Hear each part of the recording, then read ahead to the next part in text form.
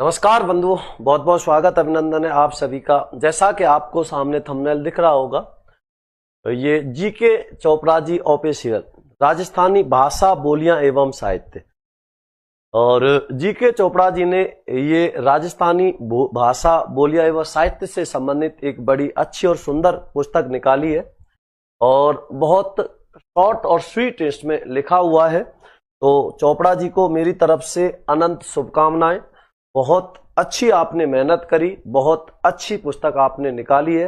भगवान आप पर ऐसे ही आशीर्वाद बना के रखे और आप ऐसे ही आगे बढ़ते रहें और इसी प्रकार विद्यार्थियों का मार्गदर्शन करते रहें और ऐसी अच्छी पुस्तकें निकालते रहें। तो एक बार फिर से चोपड़ा जी को और सभी विद्यार्थियों को मेरी तरफ से अनंत शुभकामनाएं इस बुक के लिए। बहुत बहुत धन्यवाद चोपड़ा जी, ऐसे ही आगे बढ़ते रहो और अच्छी बुकें निकालते रहो। बहुत बहुत धन्यवाद।